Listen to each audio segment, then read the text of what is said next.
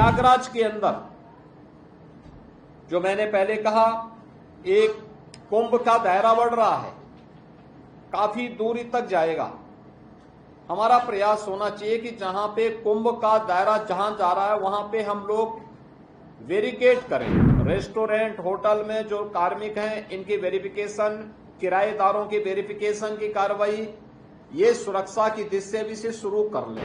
Railway के साथ, civil aviation विभाग के साथ में, एनएचएआई के साथ में, भारत सरकार से जुड़ी हुई जितनी भी अन्य संस्थाएं हैं उन सब के साथ भी हमारा एक बेहतर तालमेल रहना चाहिए। 2019 में किए गए प्रयासों का परिणाम था कि यूनेस्को ने प्रयागराज कुंभ को मानवता की अमूर्त सांस्कृतिक धरोहर के रूप में मान्यता दी। हमारा प्रयास होना चाहिए कि फिर इस बार प्रयागराज कुंभ को वैश्विक स्तर पर इसी प्रकार की मान्यता प्राप्त हो। आज लोगो जारी हो गया है और मैं चाहूंगा कि सूचना विभाग मेला, प्रयागराज मेला प्राधिकरण के साथ मिलकर के सुनिश्चित करें कि एक तो उत्तर प्रदेश के अंदर हर जिला मुख्यालय पर,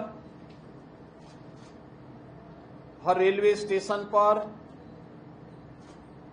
देश के हर एयरपोर्ट पर और अन्य प्राइम लोकेशन पर प्रयागराज महाकुंभ 2025 का ये लोगो अब वहां पर हमें डिस्प्ले करना चाहिए, ये आ जाना चाहिए। पॉजिटिव चर्चा को हम आगे बढ़ाएं, नेगेटिविटी के लिए कोई स्थान नहीं होना चाहिए। याद रखना कि हमारे पास तैयारी 2019 से बड़ी है। बरसात 2019 की तुलना में 1 महीने आगे तक चली है, तो इसका मतलब हमारा कार्य 1 महीने बैक चल रहा है। इसको हमें अतिरिक्त मैन पावर देकर के इसको हमें व्यवस्थित रूप से आगे और समयबद्ध तरीके से आगे बढ़ा देना है। इसके साथ ही प्रयागराज के अंदर जो मैंने पहले कहा, एक कुंभ का दायरा बढ़ रहा है, काफी दूरी तक जाएगा।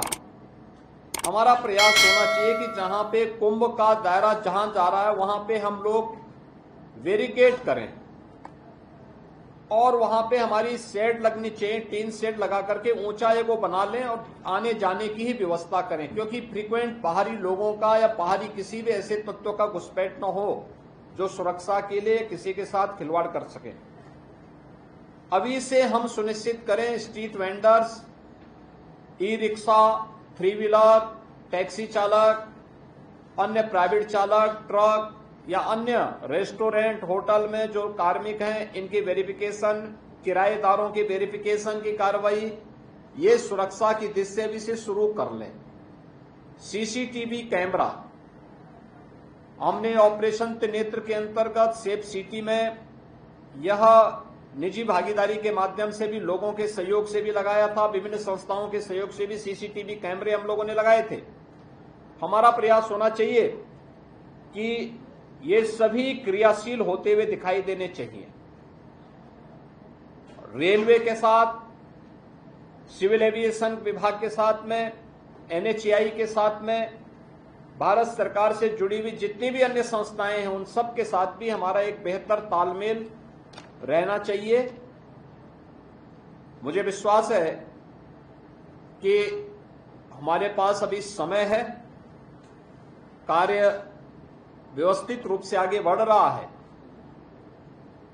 टीम प्रयागराज जो प्रयागराज महाकुंभ के लिए यहां पे अधिकृत की गई है, वह यहां के मान्य जनप्रतिनिधियों के साथ बेहतर संवाद बनाते हुए अखाड़ों के साथ में, संतों के साथ में, आचार्यवाड़ा, काकचौक या तीर्थ पुरोहित, इन सभी के साथ में बेहतर समन्वय बनाते हुए अपने कार्यक्रम को हम लोग समयबद्ध तरीके से कर रहे हैं। और जितने भी बड़े कार्य, कंस्ट्रक्शन के कार्य हो रहे हैं, हमारा प्रयास होना चाहिए कि 10 दिसंबर उसकी डेडलाइन हो।